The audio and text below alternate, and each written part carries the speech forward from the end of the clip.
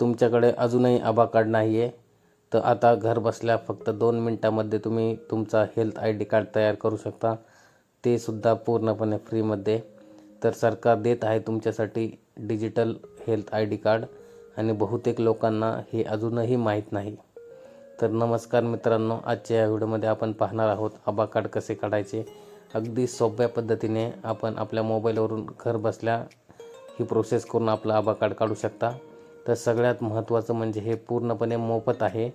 तर व्हिडिओ शेवटपर्यंत पहा, कारण मी तुम्हाला स्टेप बाय स्टेप संपूर्ण प्रोसेस या व्हिडिओमध्ये दाखवणार आहे।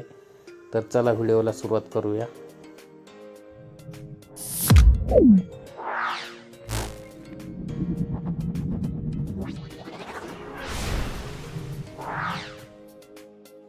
तर सगळ्यात पहिल्यांदा आपल्याला क्रोम ब्राउझरवरती यायचं आहे। त्यानंतर या ठिकाणी आपल्याला सर्चमध्ये आभा कार्ड सर्च करायचं आहे। आभा कार्ड सर्च केल्यानंतर सगळ्यात पहिली वेबसाईट येईल, त्यावरती आपल्याला क्लिक करायचं आहे। त्यानंतर या ठिकाणी आपल्याला क्रिएट आभा नंबरवाला ऑप्शन दिसेल, त्यावरती क्लिक करायचं आहे।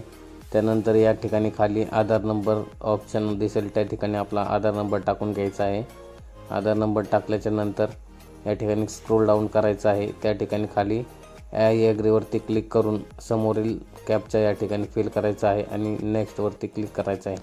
त्यानंतर आपला जो आधारला लिंक मोबाईल नंबर असेल त्या नंबरवरती एक OTP पाठवण्यात येईल। तर मोबाईल नंबरचे शेवटचे 4 डिजिट या ठिकाणी दाखवण्यात येतील। तर आलेला OTP या ठिकाणी टाकून घ्यायचा आहे। OTP टाकल्याच्या नंतर आपल्याला या ठिकाणी नेक्स्ट ऑप्शन दिसतो, त्यावरती क्लिक करायचं आहे। नेक्स्ट ऑप्शनवरती क्लिक केल्याच्यानंतर या ठिकाणी आपला आभा नंबर हा जनरेट झालेला आहे। आपला आभा कार्ड या ठिकाणी जनरेट झालेला आपल्याला दिसेल। डाउनलोडवरती क्लिक करून आपण त्याला डाउनलोड करू शकता। तर एवढी सिंपल प्रोसेस होती, तुम्ही हे घर बसल्या काढू शकता। आणि सरकारी दवाखान्यामध्ये प्रत्येक ठिकाणी आता ह्या कार्डची गरज असते, प्रत्येक ठिकाणी आपल्याला हे कार्ड लागणार आहे।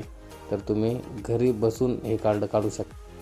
आता तुम्हाला आभा कार्ड काढण्यासाठी कोणतीही अडचण येणार नाही। जर अजून काही प्रश्न असतील तर खाली कमेंट करा, मी नक्की उत्तर देईन। अशाच सरकारी योजनांबद्दल माहिती मिळवण्यासाठी चॅनलला सबस्क्राईब करा। धन्यवाद।